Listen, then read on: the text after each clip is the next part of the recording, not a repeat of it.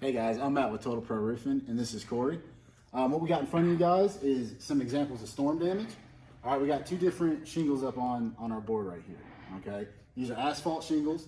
They go on residential roofing. On the left, we have our 3-tab. On the right, we have our architectural shingle. Corey's gonna go over 3-tab. When he gets done, I'll go over arc. All right, guys. First and foremost, the reason this is called a 3-tab shingle is because on this one shingle, there are 3 tabs, okay? There are 2 different types of wind damage to be seen here. Right here, obviously, the shingle has been completely blown off, okay? Right here, you have an example of a wind crease shingle. What's happened to this shingle is over time, this sealant has either worn away or the wind's just gotten up under it so many times that the sealant's been broken. And this shingle just keeps flopping, just like this right here. And this happens over and over and over again, you get this crease. And at this point, this shingle's water shedding capability has been compromised, okay?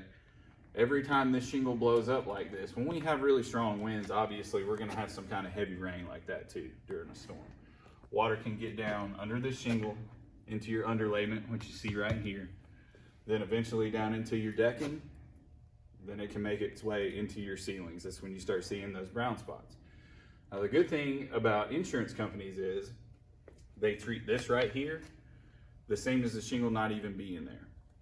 Both of these are examples of wind damage. Matt, you want to talk about hail? Yeah, I appreciate that. All right, so guys, this is an arc shingle. It's 2 shingles actually laminated on top of each other, so it's twice as thick. What I have marked up here, guys, is some hail damage, and then we also got some, these M's right here stand for either mechanical or manufactured, all right? The difference is, if you can see right here, this is a nail pop, all right? Nails came through it over time. This is not hail damage, okay, guys? This is not what the insurance company is looking for.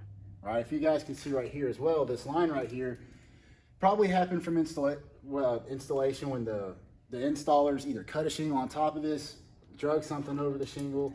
It's just created this mark right here. Again, guys, this is not what insurance is looking for. All right, what we do have here is hail damage in these 2 circles, okay? Hail has hit these shingles.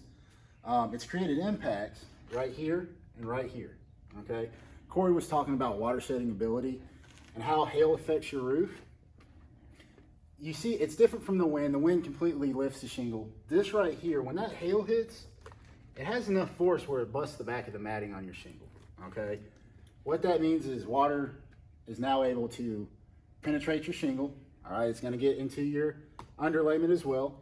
It's gonna get down into your sheetrock like Corey was talking about, brown spots on the ceiling, okay? What insurance does is they do what's called a test square. It's a 10 by 10 section on your roof. Okay, this isn't a 10 by 10, but it's just an example. All right, so what they do is they count how many hits they have, and they extrapolate that over your entire roof. All right. If you guys think seeing some wind crease shingles is hard to see from the ground, this is almost impossible. All right, we got to get an inspection. If hail's hit your car or you notice a hailstorm at your house, please call a roofer to come out and look, because you're not going to be able to see this. This might take months for the water to kick through, and you're going to call us when you start seeing brown spots. And both of these types of damage can apply to both shingles. So this shingle right here is just as susceptible to hail as this shingle is. Now, this shingle isn't rated for as high wind as that is. These 3-tab shingles are rated for about 75 to 80 mile an hour winds. You have an architectural shingle like that, they're rated for about 135 mile an hour winds. So that being said, when you're looking at a 3-tab shingle, the first thing you're going to be looking for is wind damage. Now, that being said, you can have just as much hail on one of these shingles as you have on those kind of shingles over there. All right, guys, we took these two samples of shingles off an install we've already done, 2 different installs. Just so you guys can get a real look at what actual storm damage looks like. Both these roofs were bought by insurance companies. When you guys are having people come out and inspect your roof, please make sure they're HAG certified. HAG certification is engineers certifying contractors or other insurance adjusters to actually inspect and know what real storm damage is.